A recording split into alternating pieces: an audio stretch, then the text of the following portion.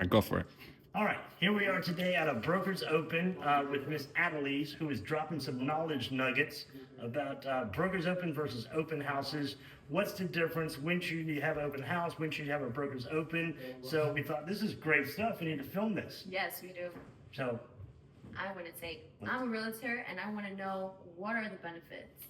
So the benefits for an open house is you're actually getting buyers to walk in. First off, that's potential buyers.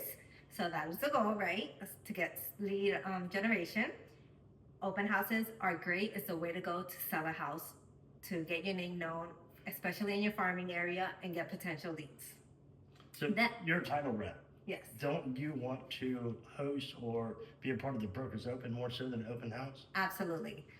Title has no benefits in open houses because you're working with clients that are buyers. That is for inspectors. They're here, they could talk about the house, help you sell the house because they're saying all the amazing things about the house, what it needs. If great, it doesn't need a new roof. They could upsell your house disguisingly, but make it happen. An insurance agent because they could give them quotes. Everybody's all about insurances these days, especially in Florida. And a lender, you could get your clients pre-approved right there and then, get them ahead of the game, tie them in, then they can't go nowhere, right? A broker's open, on the other hand, that is where title comes in because we're getting agents to come in, give you feedback, and that's our potential leads. That's what we want. Now, So I would use a broker's open as my last resort, or would I bring you in at first? no. A broker's open, there's 3 times where you do a broker's open. One, if you have a unique house, something that's different, there's no comps, the location, you don't know how to price the house. Then you want brokers and agents to come in and give you their feedback on that house. How much should you list it for? Does the house need work? We have these broker feedback cards that are amazing. Every answer you would need will be on there. That is one time you need a broker's open. Or if you have an anti-seller that's about to kick you off that listing because they're saying you're doing nothing for it, then you could pitch a broker's open. Open houses are better, but you could pitch that broker's open.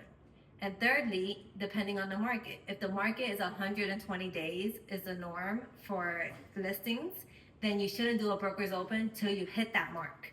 Because now you're like, okay, what's going on? Or let's say you list a house and it's not moving, you're not getting any showings. Then you're like, okay, let me get feedback. That is when you do a broker's open. To do a broker's open just to do one in the beginning, in the middle, doesn't make any sense. You're throwing a party in somebody's house because at least my broker's opens, people stay, people enjoy themselves, they network. That is the point. They're not walking in and walking out like an open house. It's a different atmosphere. So it's a last resort in my eyes, unless again, you need it in the beginning for the comps. But if not, you should use it as your last resort. Show your buyers, your sellers, you're thinking outside the box. But again, at the very end, let's make a grand, if we're gonna end this, we're gonna end it big. So that's my opinion. So if you think that your sellers have listed the home for too much and you want to prove that to them, have a broker's open, get some feedback from some industry professionals. Yes, but give it time because at the end of the day, when the seller says, "Hey, my house is worth 600,000," and it's worth 500, let them see that the market is not showing, it's not happening, and then be like, "Hey, is it okay if I throw a broker's open? I'm gonna invite some agents. Is there opportunity to network? But at the same time, I'm gonna get feedback." And then you make sure everybody fills out a broker's feedback card, giving their opinion on the listing, giving an opinion on is the asking price too high, too low, or about right. You want the agents to be honest. And then you sit down with your sellers and you're like, "Hey, look, I told you so." Right. So as a realtor then, I wouldn't bring in title or a broker's open until I don't know how to get my listing moving in the market with buyers. Until then, and my house is sitting on the market for a while, I'll go ahead and contact you, right? Because at Correct. that point, I have no other choice but to get professionals to help me. Yes. You just don't want to tell your sellers you don't know what's Of going course. on. You Yeah, know? we're not You gonna. gotta, you gotta pitch that differently, but yes, absolutely. Got you. Leave it for your last resort or your first resort. You know, you don't know if Yeah. you don't know the price, but if not, just leave it to the end. See if there's other ways around it. Do an open house. Do a community open house, like I was saying. Ooh. You know, That's have good. all I like the that. agents in the area do an open house the same day. You know how they do community garage sales? Yeah. Do a community open house. And then instead of being inside the house waiting for people to walk in, Be have outside. everybody do a tent outside. One person could do a barbecue, another person could have drinks, another person could have, I don't know, slushies. Nice. And I like that. yeah. Community open house. Because you're going to market the two different as well. An open house is marketed different than a broker's open. Yes. You're Yes. attracting two different attending types. Got you. But you know what? I'm gonna sell myself really quick with First American. Yes. We own a print shop and a farming site, right? So with the you do the farming for that neighborhood, then you do flyers or postcards, and you put every listing on that flyer.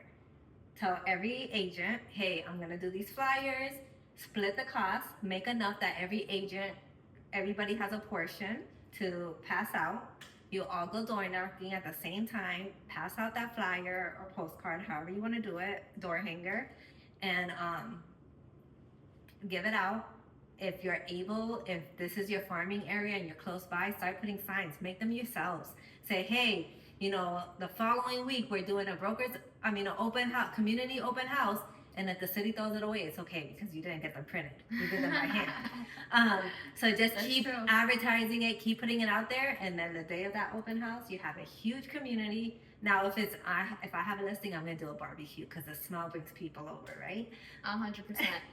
Yes. Yeah. And you know what? If you could get neighbors to do a garage sale at the same time, even better. The more involved, traffic, yes. the better. Mhm. Yes. I love that.